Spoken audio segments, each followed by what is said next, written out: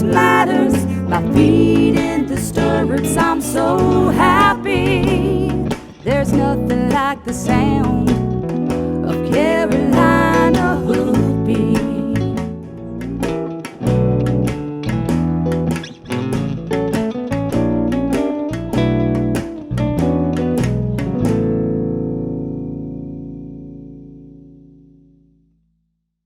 Hi, we're here today with Rob, Vick, and Carolyn Schroter of RBC Show Horses here in Smithfield, North Carolina. And this is one of the premier training barns for the Arabian horse discipline, as well as other horses that would show in those competitions.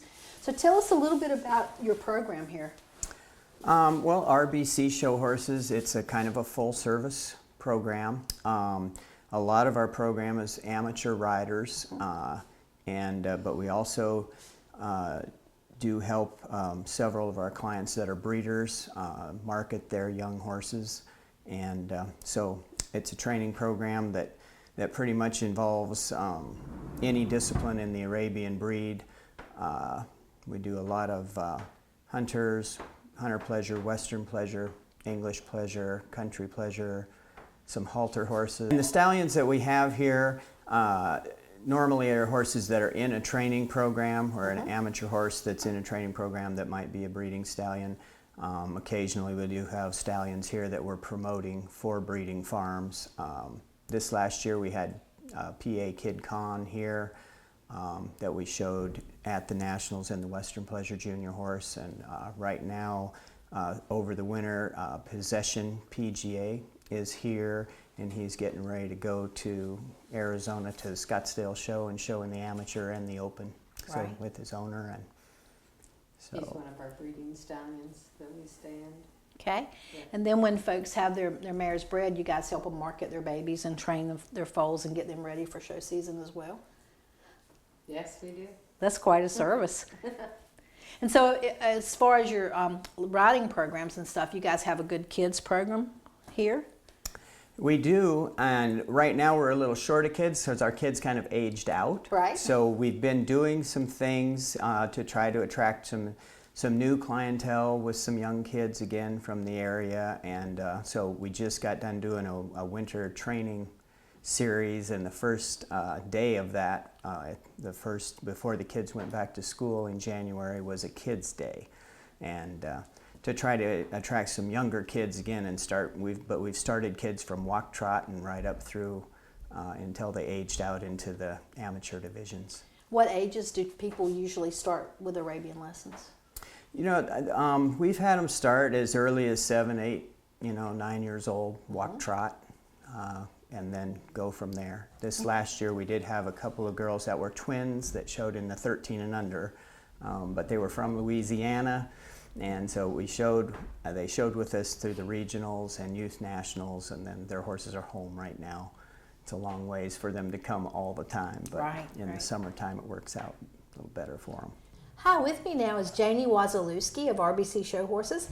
Janie does the lesson program here. So can you tell us a little bit about your beginner program and how it works? We like to start kids right from the bottom. You know, if they don't know anything, we like to teach them how to be around a horse, how to be safe around a horse.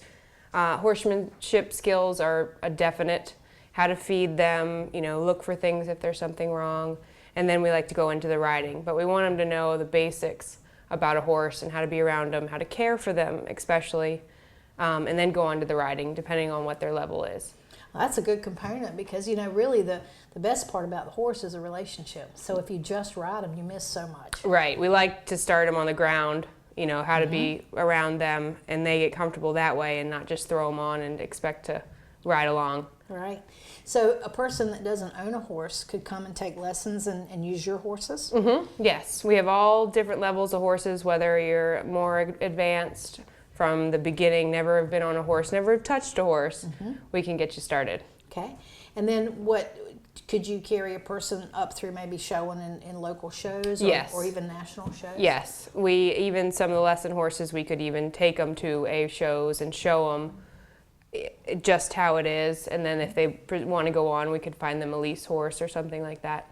Try to fit the rider and the horse. Okay, so you'd help your customer actually find a horse that would work for their student. That's awesome. Okay, and What age do you start kids? I like 8. I think that's attention span is a little bit longer then, and they can retain some of the knowledge. We'll give pony rides to some of the younger kids, the 4 and 5-year-olds, but they really don't get it going until they're about 8. Right. Yeah. Okay. So they can just contact you through the website? Yes. All right. All right. Thank you very much. Thanks. Like the sound of Carolina hoofbeats.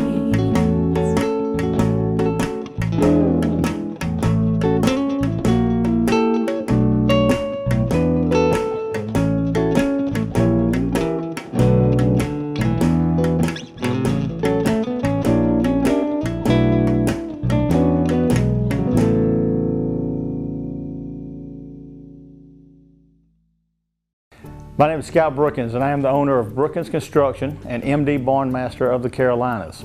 At MD Barn Master, we have the best warranty in the business. We have a variety of designs to choose from. Our barns are easily customizable to meet your needs. We have financing available to those who qualify. Our barns are fire resistant, and they hold their value with little maintenance. Let us build your dream barn for you today. Are you ready for that awesome outdoor experience? An outdoor living space that can be enjoyed by all? Let the expertise of award-winning Belgard authorized contractor Harper Landscaping, serving eastern and central North Carolina, design and install that perfect space. A place to let the family enjoy and relax, a divine intervention to outdoor living. Whether it be a cookout with friends and family or an after-school hangout, Harper Landscaping can help you create that perfect space for many moments to cherish.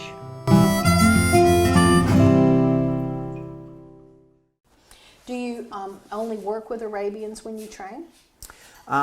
We do just Arabians, but we also have a lot of half Arabians. So about a little over a third of our training barn, we keep around 50 training horses in training, and about a third of those are half Arabians. Right. And so we do work with other breeds that way, that it would be quarter horse crosses or saddlebred crosses or hackney horses or Morgans or whatever that cross might be, even if it's just a grade horse. If it's half Arabian, we can show at the Arabian shows. And so most of the shows that we go to are all Arabian shows, but they have half Arabians as well.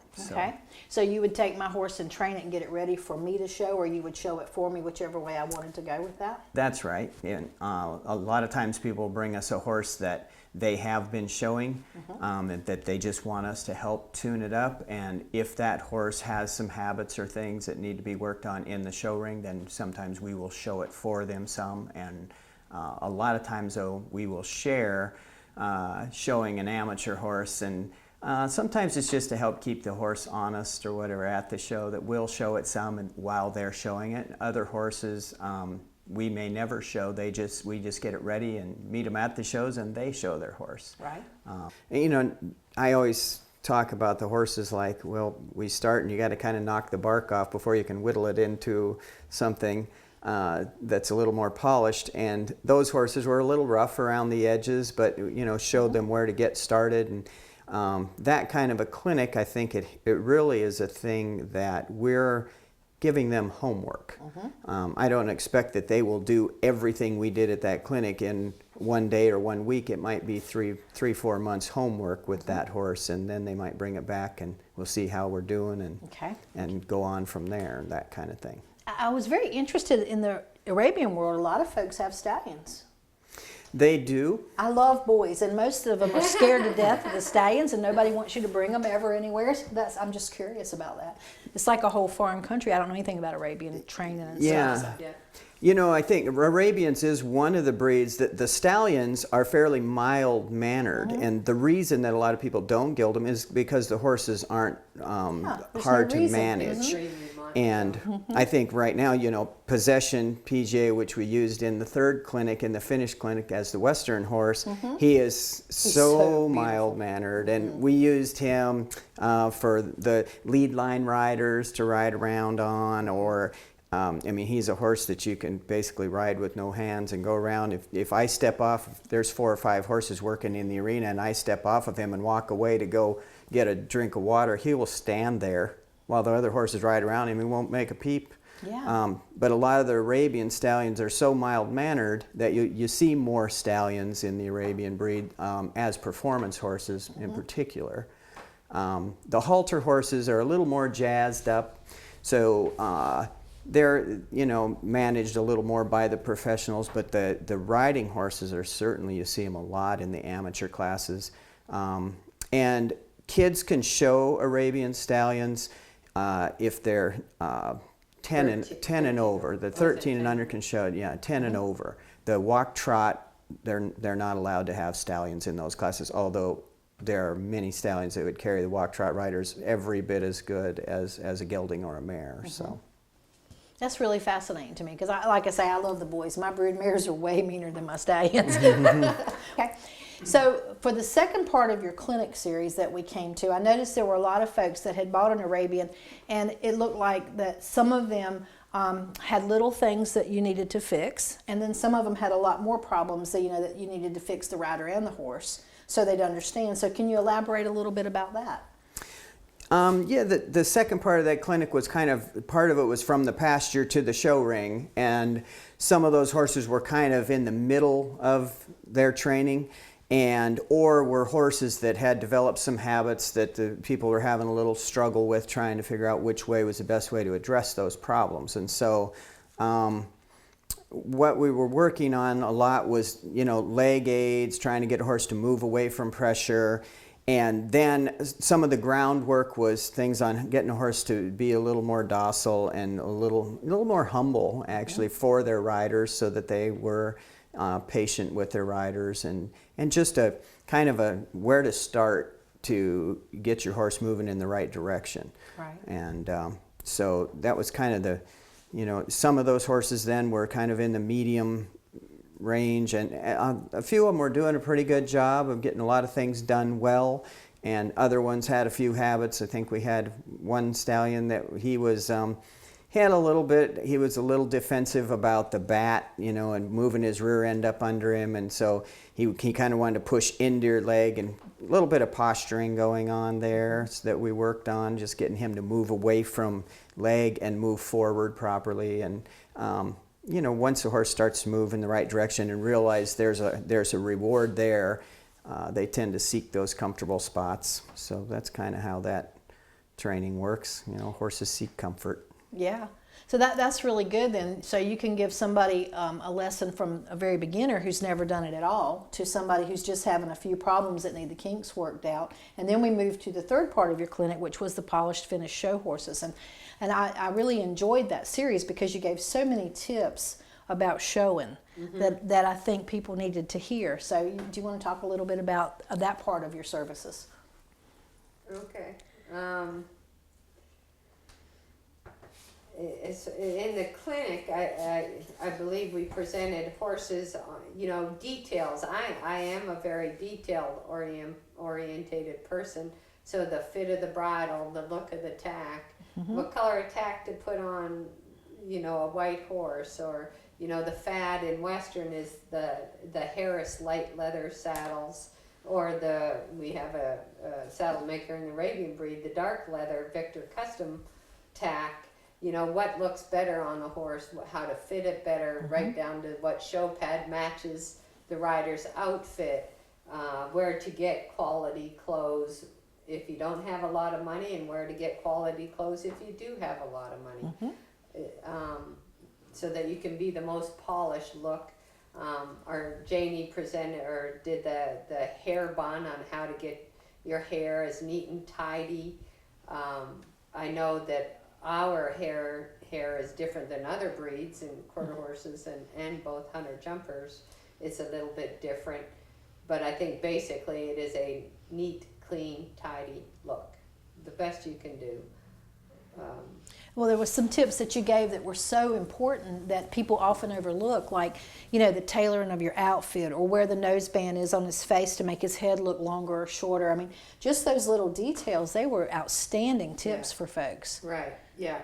I know that you can buy used suits and used clothes. I think for that day I happened to wear my bigger chaps that I had, and I was able to pull up a whole bunch of slack out of it, so that you know, they can be skin tight, they can be very clean and tight looking. You know, do you have the long fringe on the side of it? You know, if you have a rough horse, you don't want it to shake a whole Right. bunch. And you can do the scalloped one where it's a very clean line. You know, and as with all kinds of clothes, they can design you to make you look slimmer. It's all things to think about. And then the points about the horse and his grooming and whether to paint his hooves and, you know, all those little details were just very interesting. I mean, that was amazing, the knowledge that you guys have, you know, that you are giving folks when your training session. I can see why you would be a very desirable trainer. Thank you. Most definitely.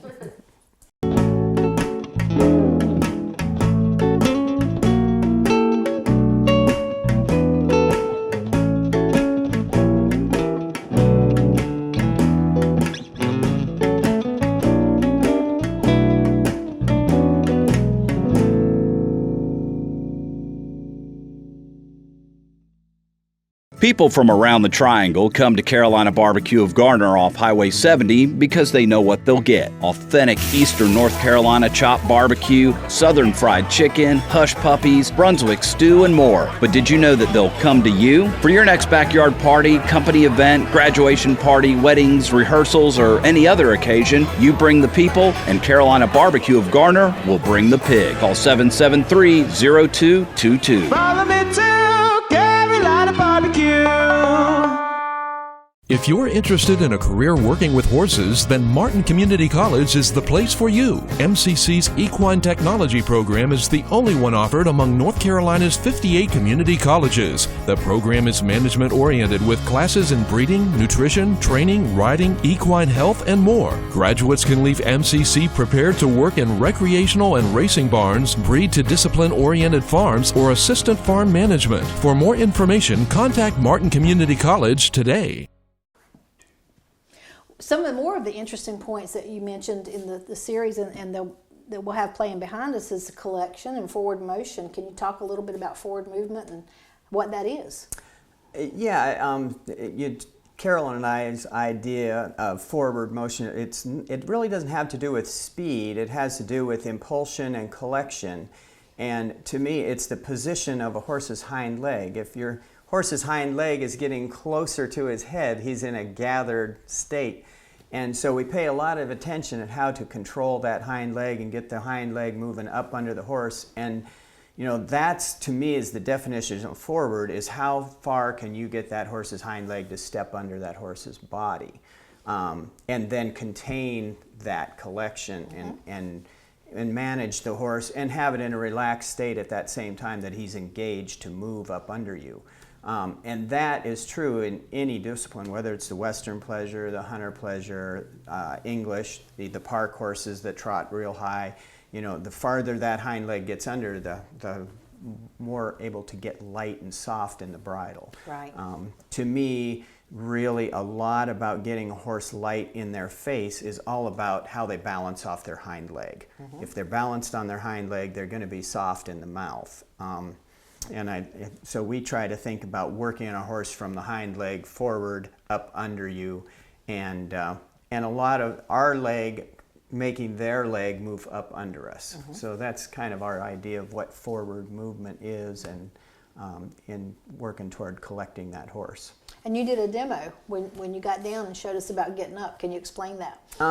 Well, to me, it's a very simple concept. It's very hard to lift yourself up, or for a horse to lift his front legs and get light in his frame and his shoulders. If his hind leg is not in position, you know, you can jerk a horse up off the bridle, but if you don't put their hind leg under to support them, they're going to fall right back down and be heavy on their front end. So I did a little demonstration of just stepping my own hind leg when I put my hands down on the ground, and then very hard to get back up until I step my leg up under me, and then it's very easy to get back up. And that's the same concept with collection of the horse. If you can teach the horse to put his hind leg up under you, then he's able to get maneuverable in his shoulders and withers and move around and lighten up in his frame, and make it much easier for your transitions from one gait to the next, or you know, or the balanced gaits that we're working on depending on the discipline of that horse.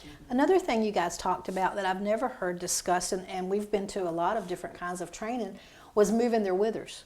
That was so interesting as well, and can you elaborate a little bit on that? You know, and to me, it's very possible for a horse to not steer just by turning their head. But to me, where the withers are, it goes straight down to their front legs, which to me it's like those are the front wheels of a car.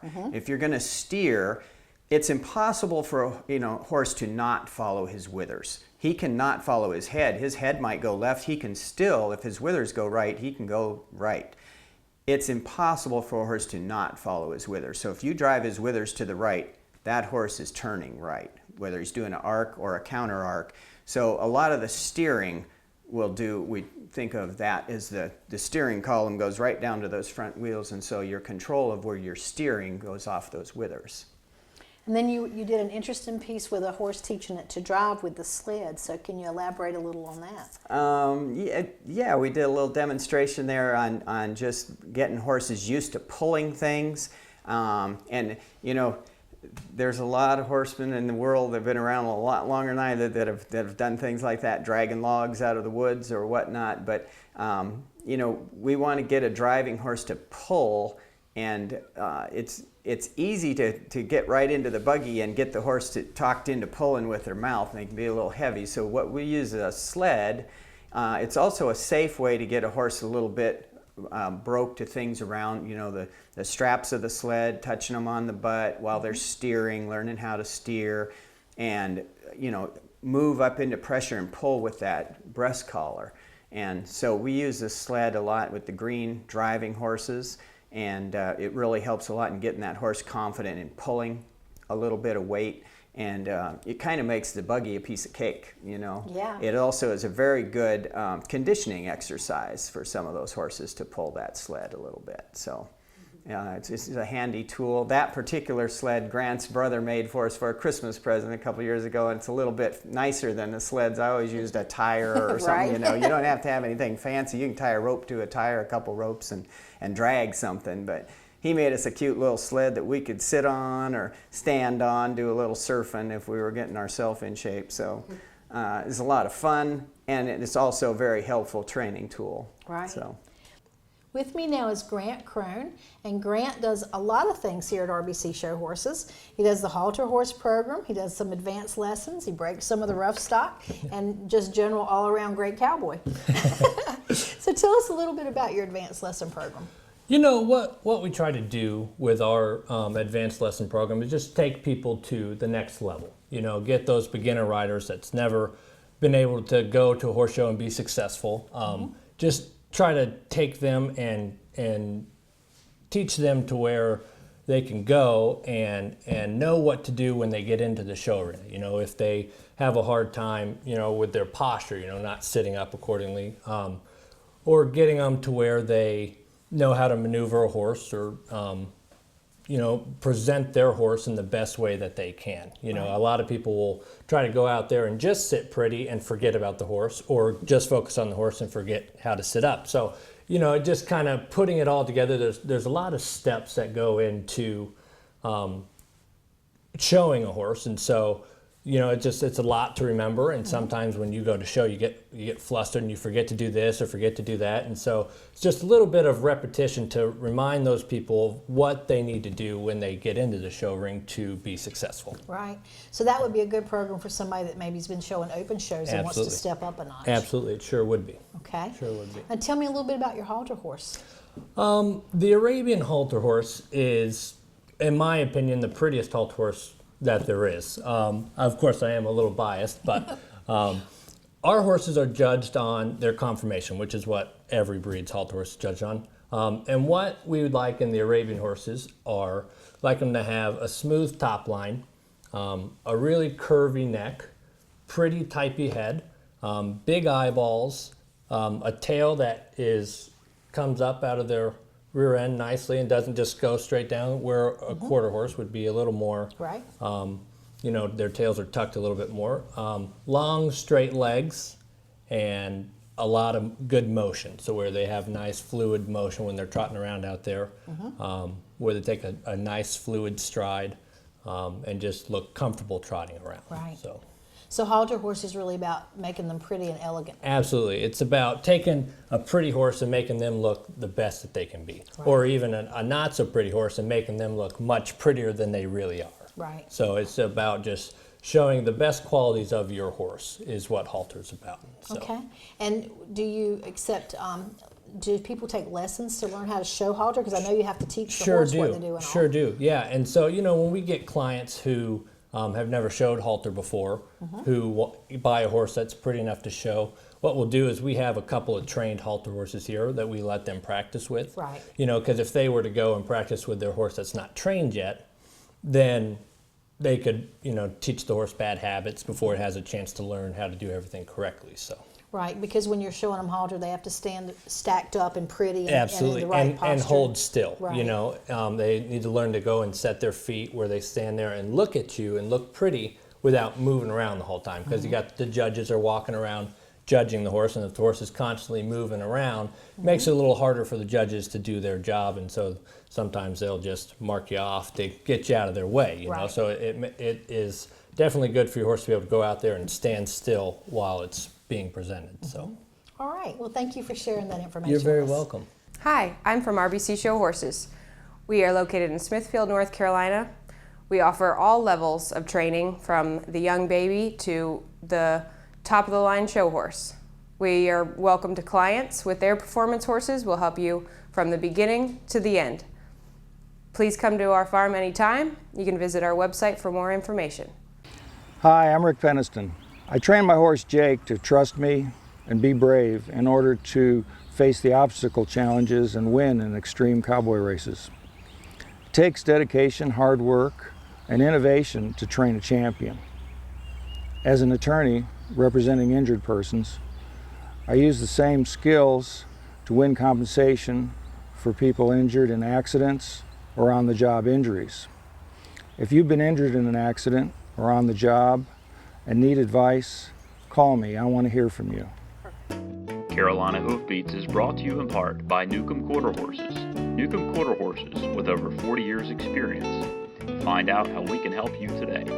NewcombQuarterHorses.net.